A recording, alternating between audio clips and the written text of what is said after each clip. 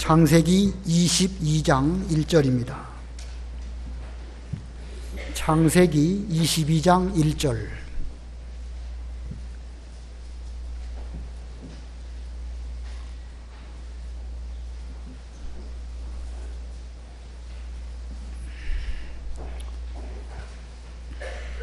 창세기 22장 1절 봉독합니다.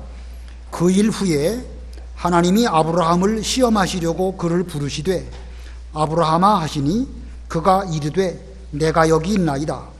여호와께서 이르시되 내 아들 내 사랑하는 독자 이삭을 데리고 모리아 땅으로 가서 내가 내게 일러준 한 산 거기서 그를 번제로 드리라. 아브라함이 아침에 일찍이 일어나 나귀의 안장을 지우고 두 종과 그의 아들 이삭을 데리고 번제에 쓸 나무를 쪼개어 가지고 떠나 하나님이 자기에게 일러주신 곳으로 가더니 제3일에 아브라함이 눈을 들어 그것을 멀리 바라본지라. 이에 아브라함이 종들에게 이르되 너희는 나귀와 함께 여기서 기다리라. 내가 나귀와 함께 저기 가서 예배하고 우리가 너희에게로 돌아오리라 하고, 아브라함이 이에 번제나무를 가져다가 그의 아들 이삭에게 지우고 자기는 불과 칼을 손에 들고 두 사람이 동행하더니 이삭이 그 아버지 아브라함에게 말하여 이르되 내 아버지여 하니 그가 이르되 내 아들아 내가 여기 있노라. 이삭이 이르되 불과 나무는 있거니와 번제할 어린 양은 어디 있나이까. 아브라함이 이르되 내 아들아 번제할 어린 양은 하나님이 자기를 위하여 친히 준비하시리라 하고 두 사람이 함께 나아가서 하나님이 그에게 일러주신 곳에 이른지라. 이에 아브라함이 그곳에 제단을 쌓고 나무를 버려놓고 그의 아들 이삭을 결박하여 제단 나무 위에 놓고 손을 내밀어 칼을 잡고 그 아들을 잡으려 하니 여호와의 사자가 하늘에서부터 그를 불러 이르시되 아브라함아 아브라함아 하시는지라. 아브라함이 이르되 내가 여기 있나이다 하매 사자가 이르시되 그 아이에게 내 손을 대지 말라. 그에게 아무 일도 하지 말라.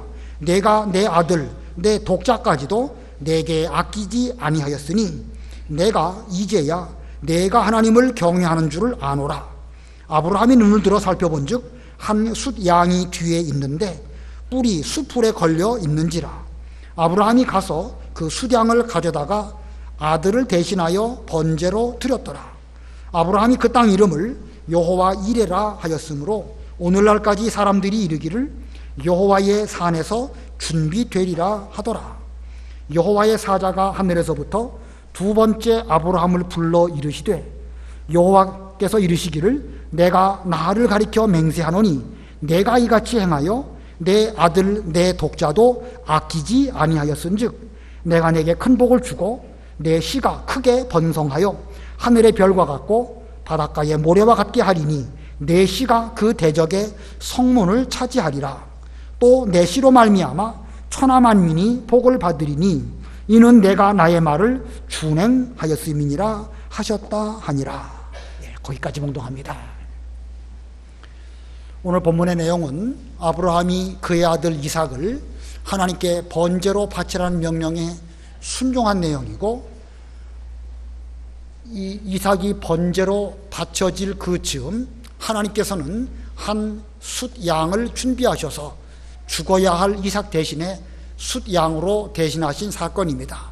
바로 그 숫 양은 장차 아브라함 이후에 오실 예수 그리스도 하나님의 독생자를 상징합니다. 그래서 이 시간 제목은 아브라함의 독자와 하나님의 독생자, 아브라함의 독자 이삭을 의미하고 하나님의 독생자 곧 숫 양이 상징하는 예수 그리스도를 의미합니다. 자, 이 본문의 말씀 아브라함이 그 아들 이삭을 번제로 드렸다, 단순히 거기에만 머문다고 하면 올바른 해석이라고 말할 수 없습니다. 반드시 이 일에는 하나님이 예비하신 숫양 곧 독생자 예수님과 연결지어서 생각할 때에 올바른 해석이라고 할 수가 있습니다. 그래서 아브라함의 독자와 하나님의 독생자, 제목이 길지만 그렇게 제목을 정했습니다. 앞에 21장에서 하나님께서 우리 지난 수요일을 배웠는데 마침내 아브라함에게 하나님의 언약하신 대로 그의 나이 100세에 아들을 보게 하셨습니다. 아브라함은 하나님의 명령대로 100세에 얻은 아들 이름을 웃음이라고 하는 의미의 이삭이라고 하였고 난지 8일 만에 할례를 행하였습니다. 이삭이 순종한 거 우리가 수요일날 배웠는데 이름을 짓고 할례를 한다. 이름을 짓고 할례를 행한다. 구약시대에 할례를 할 때에는 이름을 지었습니다. 그러니까 난지 8일 되면 할례를 행하게 되는데 그때를 맞추어서 이름도 지었다는 사실입니다. 이제 시간이 흘러서 이삭이 잘 성장해서 장작을 치고 갈 만큼의 그런 나이가 되었을 때에 하나님의 명령이 아브라함에게 임하였습니다. 본문 1절 2절 읽어보세요. 1절 2절 1절 그 일 후에 하나님이 아브라함을 시험하시려고 그를 부르시되 아브라함아 하시니 그가 이르되 내가 여기 있나이다. 여호와께서 이르시되 내 아들 내 사랑하는 독자 이삭을 데리고 모리아 땅으로 가서 내가 내게 일러준 한 산 거기서 그를 번제로 드리라. 예, 내 아들 내 사랑하는 독자 이삭을 데리고 모리아 땅으로 가서 내가 내게 일러준 한 산 거기에서 그를 번제로 드려라. 번제라는 것은 완전히 불로 태워 드리는 제사, 이 번제입니다. 번제를 하면 무엇만 남는다고 그랬죠? 가죽만 남습니다. 다 태워 드리는 것입니다. 하나님께서는 모리아 땅의 한 산, 곧 모리아 산에 가서 번제로 아들 이삭을 드려라. 자, 이와 같은 하나님의 명령은 여호와께서 하나님께서 아브라함을 시험하시려고 하셨다. 시험하시려고 내 사랑하는 독자 이삭을 모리아 땅의 한 산에서 번제로 드려라. 하나님께서 아브라함을 시험하시려고 이렇게 명령하셨다. 그러면 이삭을 죽지 않게 하시면서 한번 아브라함의 신앙 상태가 어떤가 떠보시려고 하셨다는 뜻일까요? 시험이라는 게 그런 것이니까 하나님께서는 결과적으로 이삭을 죽이시려고 하시지는 않으면서 아브라함의 신앙 상태가 어떤지 한번 떠보려고 이렇게 하셨을까? 어쩌나 보려고. 어차피 하나님 입장에서 이삭 죽이게 하시지 않으셨고 다만 그의 믿음의 정도를 알아보시기 위함이라고 하면 그 시험에 대해서 사람된 우리 입장에서 대충 그냥 시험이나 넘어가는 정도로 한다고 해도 괜찮지 않을까요? 우리 입장에서? 자, 우리 예를 들어서 하나님께서 아브라함에게 이런 이삭을 번제로 드리라는 시험을 하셨는데 똑같은 시험이 우리에게 임한다고 할 때에 하나님은 우리 아들을 번제로 드리라고 해서 꼭 죽이시려고 하는 건 아니구나. 우리가 이렇게 예감을 하고 그냥 시험이나 넘어가면 되는 것이니까 어차피 죽지 않은 것이니까. 자, 하나님이 시험하셨다는 말씀을 그렇게 해석할 수 있을까? 대충 그래서 신용만 하고 바치는 척만 하면 되는 것일까? 결과적으로 이삭이 죽진 않았지만 하나님께서 이삭을 죽여서 번제로 드리라는 말씀은 결코 빈말이 아닙니다. 반드시 그렇게 해야 하는 하나님의 명령이에요. 무슨 시험한다고 했으니까 죽이지는 않고 그냥 그 떠보려고 하는 이런 차원이 아닙니다. 하나님은 사람의 믿음을 떠보시기 위해서 우리를 시험하시는 그런 분이 아니십니다. 한 20년 전에 제가 교회 전도사로 구역 신방을 할 때에 저랑 같이 구역 신방하시는 집사님이 차 안에서 저한테 물으셨습니다. 성경의 여러 말씀들이 다 이해가 되는데 하나님께서 아브라함에게 그 아들 이삭을 번제로 드리라 하신 그 말씀은 아무리 생각해도 이해가 안 가신다는 거예요. 제가 뭐라고 답을 드려야 되겠는데 저도 뭐라고 답을 드려야 될지 잘 모르겠었습니다. 그래서 시험을 통해서 하나님이 더 잘되게 하시려고 하신 거 아니겠습니까? 하나님은 그 시험을 통해서 아브라함의 믿음을 드러내셨고 이삭을 통해서 믿음의 계대를 잇게 하시는 이런 복을 주시려고 하신 것이 아닐까요? 이런 정도로 답을 드렸습니다. 제 대답이 틀린 건가요? 뭐 틀린 건 아니에요, 그렇죠? 그 면으로 보면 맞기는 맞습니다. 그러나 지금 생각해 볼 때 그 말이 정답은 아닙니다. 정답은 아니에요. 자, 여러분께서는 이 하나님이 독자 이삭을 번제로 드리라고 하신 이 본문의 말씀의 이유가 어디에 있다고 보십니까? 본문 가운데에서 설교를 하든지 뭘 강조할 때 어떤 면을 강조해야 본 사건을 올바로 해석하고 강조할 수 있을까? 아브라함이 하나님께 그 독자 이삭을 바칠 때에 순종해서 최고의 정성을 다해서 아침 일찍 일어나고 장작을 잘 준비하고 먼 길을 잘 가서 거기서 주저하지 아니하고 아들 이삭을 번제로 드리려고 순종했다. 그의 순종, 그의 정성. 요거 강조할 필요는 있지만 이게 전부가 아닙니다. 순종과 정성이 본 사건의 전체가 아니라는 거예요. 본 시험의 핵심은 아브라함이 하나님의 언약을 믿는 가운데, 지금 우리가 앞부분에서 계속 하나님의 언약에 대해서 배우고 있죠. 아브라함은 하나님의 언약이 반드시 이루어질 줄을 믿었습니다. 그 믿는 가운데 장차 하나님의 독생자께서 우리 죄값으로 대신 죽어주시고, 그리고 그것을 믿고 그 믿음으로 아브라함도 하나님의 은혜에 보답하고자 그 아들 사랑하는 독자 이삭을 하나님께 드린 것입니다. 다시 말하면 본 사건을 그냥 순종과 어떤 정성, 여기에 초점이 있는 것이 아니라 하나님의 구원의 관점으로, 이런 구속사적인 관점이라는 표현을 쓰고 있는데, 하나님의 구원의 관점으로 본문의 말씀을 해석하여야 올바른 해석입니다. 하나님의 언약, 그것을 믿고, 그리고 그 구속을 생각해 볼 때에 아들을 사랑하는 독자라도 얼마든지 하나님께 드리고자 합니다. 이것이 저도 잘 되는 것이고 복받는 길이고 제 아들 이삭도 이것으로 말미암아 복 받을 줄 알고 그 그리스도의 복에 참여하기 위해서 그 믿음으로 독자 이삭을 하나님께 바친 것입니다. 자, 하나님께서 독생자를 우리에게 내어주신 같이 아브라함도 자신의 독자 이삭을 하나님께 드린 것입니다. 이렇게 해석을 해야 본 사건이 구속사적인 관점으로 제대로 된 해석이라고 이렇게 해석이 됩니다. 자, 이와 같은 말씀을 해석하기 위해서 히브리서를 우리가 또 참고해 볼 필요가 있는데, 히브리 11장 17절로 19절 읽어보세요. 히브리서 11장 17절. 아브라함은 시험을 받을 때에 믿음으로 이삭을 드렸으니 그는 약속들을 받은 자로되 그 외아들을 드렸느니라. 그에게 이미 말씀하시기를 내 자손이라 칭할 자는 이삭으로 말미암으리라 하셨으니 그가 하나님이 능히 이삭을 죽은 자 가운데서 다시 살리실 줄로 생각한지라. 비유컨대 그를 죽은 자 가운데서 도로 받은 것이니라. 시험을 받을 때에 믿음으로 이삭을 드렸으니, 여기서 말하는 믿음이 어떤 믿음이죠? 그냥 인간적인 확신, 인간적인 신뢰입니까? 여기서 믿음은요, 하나님의 언약에 대한 믿음입니다. 언약에 대한 믿음. 그 다음에 있죠? 믿음으로 이삭을 드렸으니 그는 약속들을 받은 자로 돼. 여기서 말하는 약속이 무엇입니까? 무슨 그 후손이 하늘의 별과 같이 많아지는 그것이 약속이 아니에요. 약속의 핵심이 무엇입니까? 장차 오실 예수 그리스도.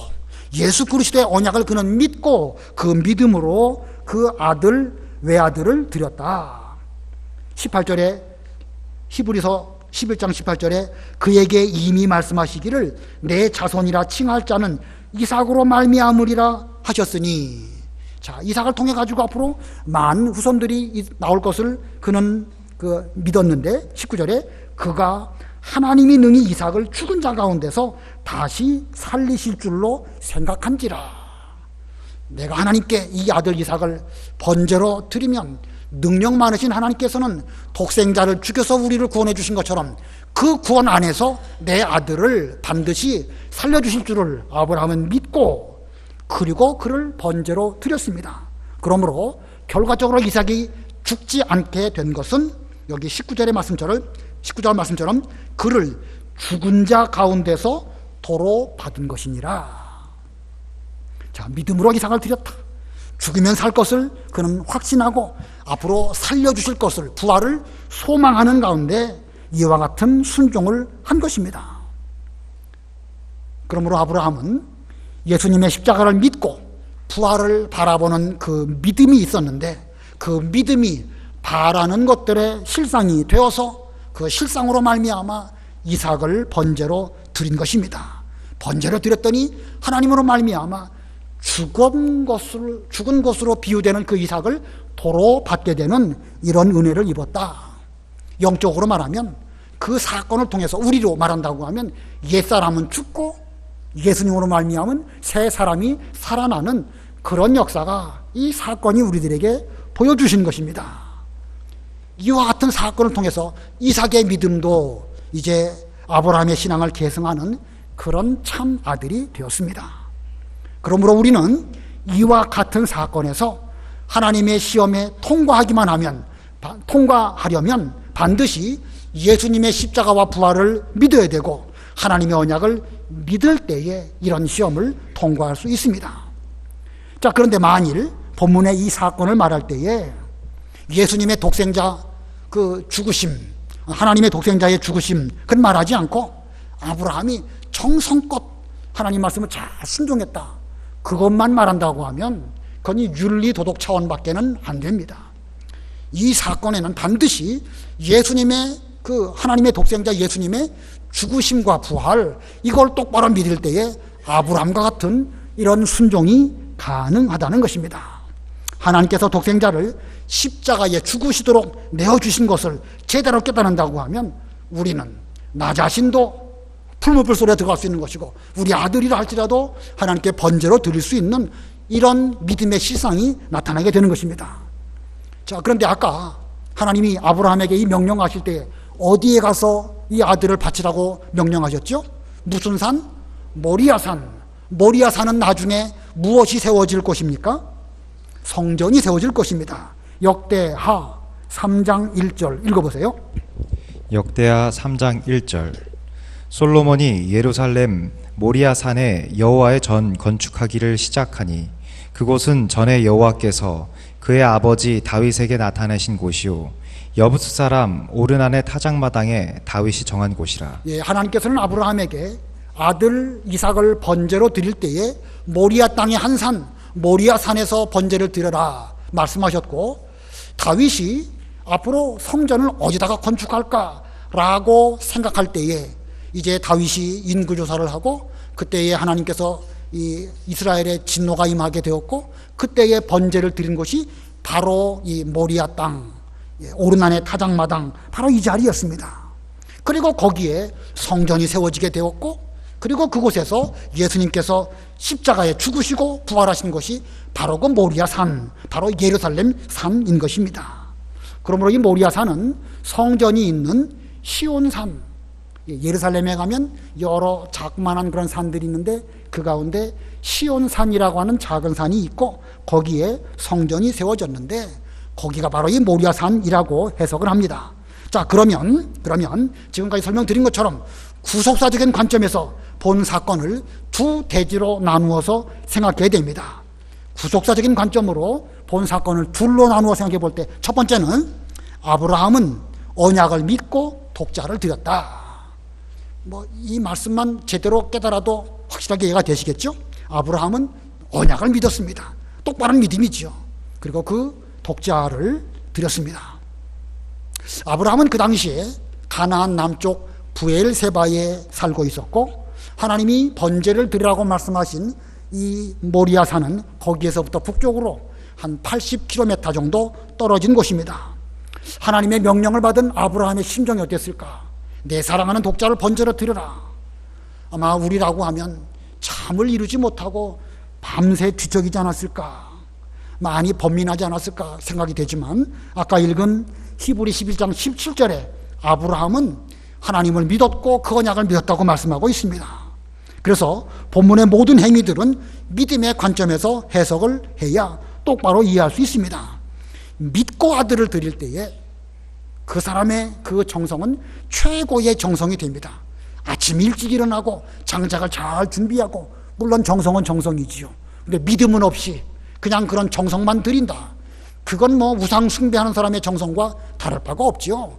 올바른 정성과 올바른 순종은 하나님의 언약을 믿는 가운데에서 정성도 들어가고 순종도 들어가야 제대로 된 믿음과 순종이라고 할 수가 있습니다. 자, 그는 모리아산에서 번제를 드리기 위해서 여러 가지 그 재료들을 잘 준비하고 그 길을 갔습니다. 일찍 일어나서 종들과 아들 이삭을 데리고 모리아산으로 갑니다. 5절 읽어보세요. 5절. 이에 아브라함이 종들에게 이르되 너희는 나귀와 함께 여기서 기다리라.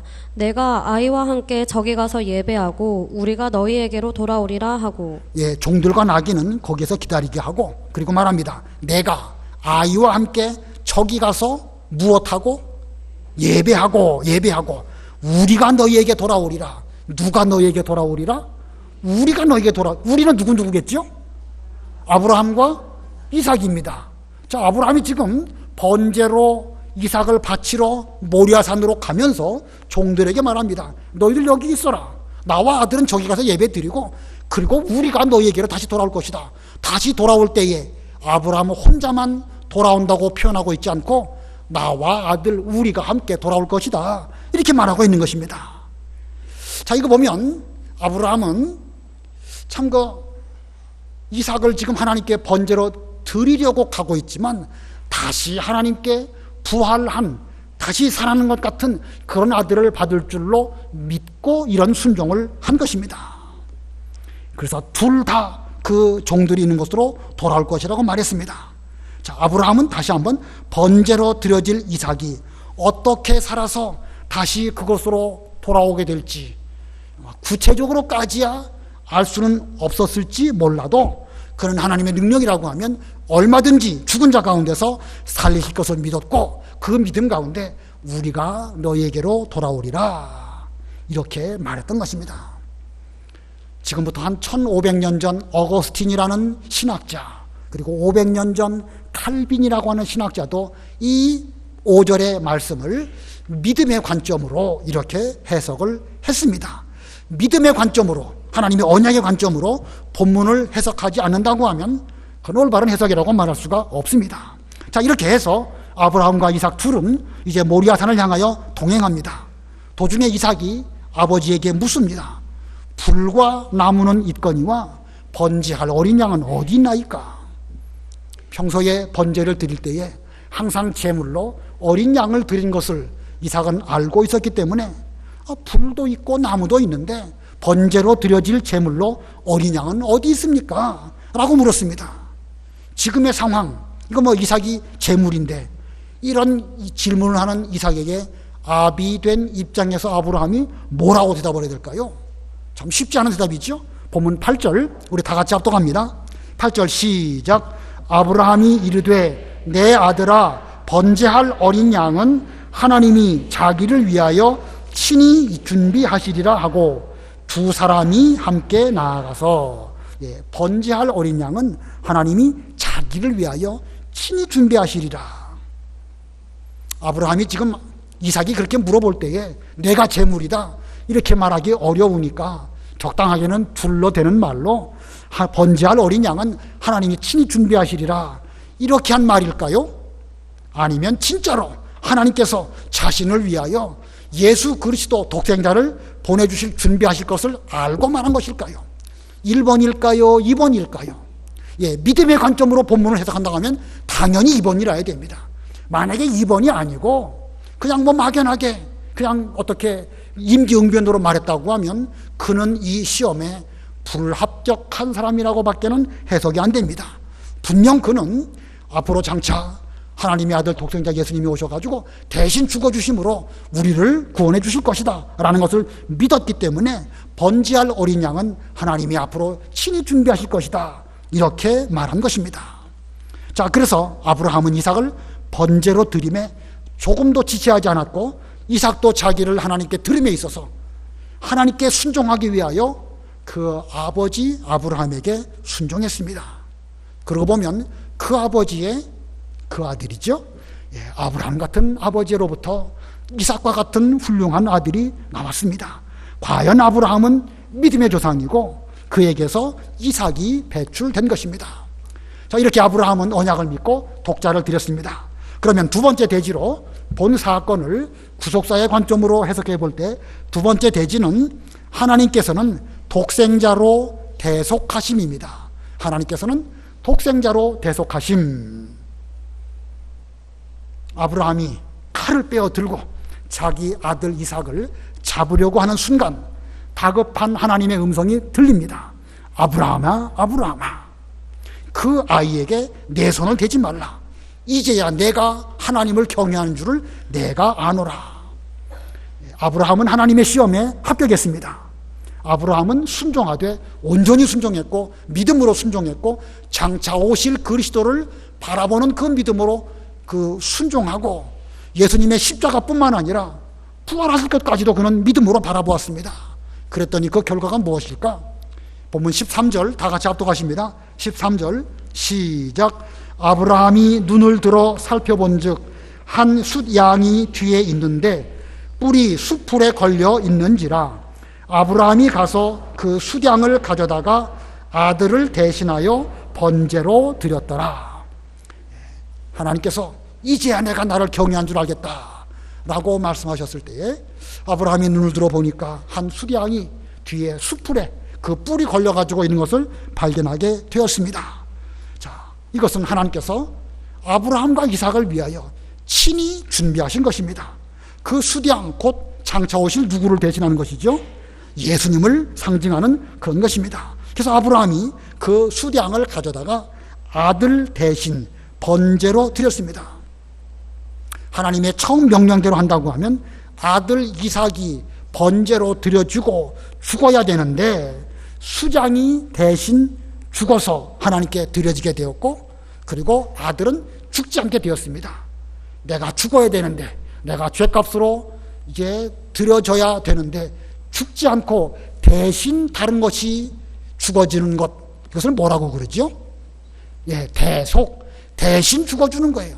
죄값으로 내가 뭐 지옥에 가든지 감옥에 가든지 그래야 되는데 내가 들어갈 대신에 다른 사람이 대신 무슨 돈을 지불한다든지 대신 감옥에 들어간다든지 그래서 나오는 거, 그것을 속량이라고 하는데 대신 속량받았다. 그래서 대속이라고 하는 것입니다.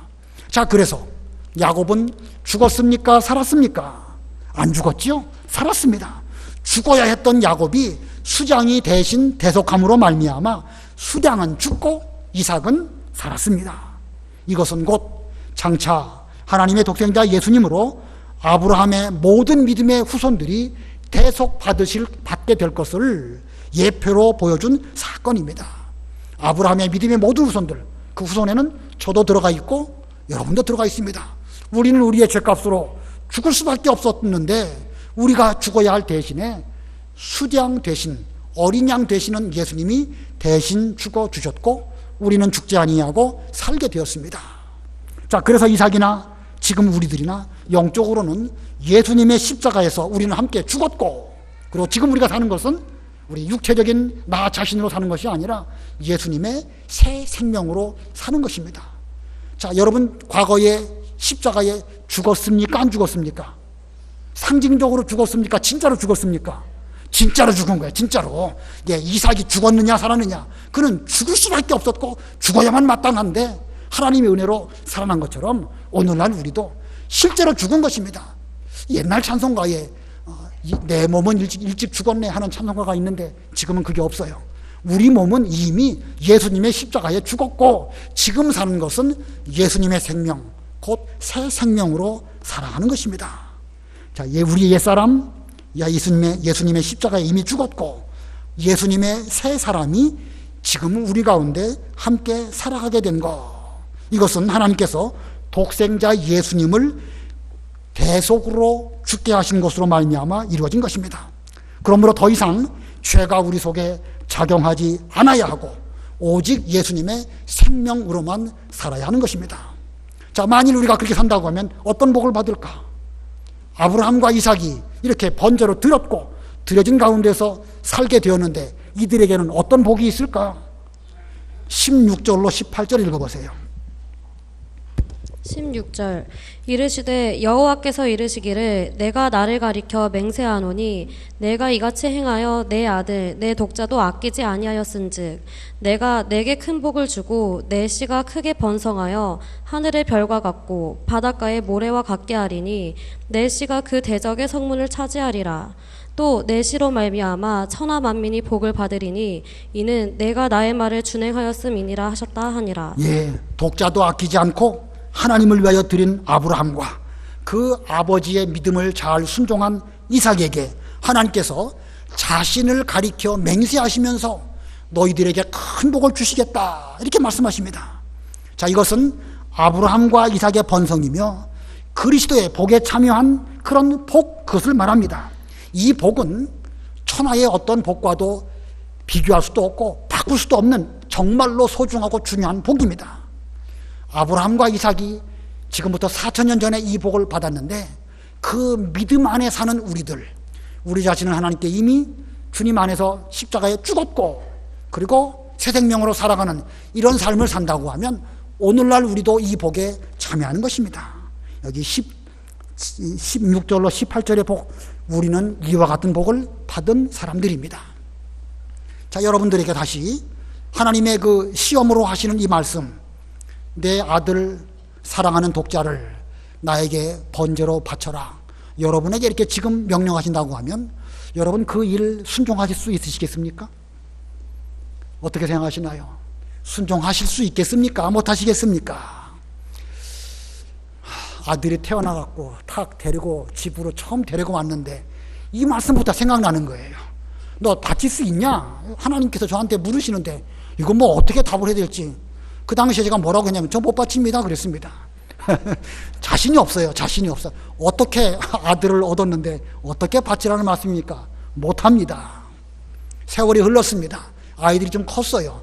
어느 만큼 크니까 어떤 깨달음이 딱 오냐면 안 바치면 네가 손해다. 안 바치면 네가 손해다. 이 복 받으려고 하면 바쳐야 되는 건데 안 바치면 뭐 제가 뭐 내내 따라다니면서 그 이렇게 해라 저렇게 해라 이거 하지 말아라 이래야 되는데 불가능하지요. 얼마 있으면 죽을 수밖에 없고 어떻게 뭐 함께 하겠습니까? 하나님께 바치면 하나님이 책임져 주시는 거예요. 안 바치면 자기가 내내야 되는 거예요. 자, 이게 얼마 지나서 제 나름대로는 깨달아졌습니다. 뭐 사람마다 조금씩 본 사건에 대해서 깨달음이 다를 수 있지만 저의 깨달음이 그렇다는 말씀입니다. 안 바치면 뭔가 내가 아들 하나 확보한 것처럼 보이지만 그게 오히려 손해입니다. 우리도 아브라함이 이삭을 하나님께 드린 것처럼 우리도 우리의 자녀들 기쁨으로 하나님께 순종해서 드린다고 하면 우리도 복받고 우리 아들도 복받고 그 후손들도 복받는 이런 복이 성경에서 우리에게 명령하는 것이고 이게 구원의 역사입니다. 아무쪼록 다 바칠 수 있는 여러분들이 되시기를 바랍니다. 기도하겠습니다.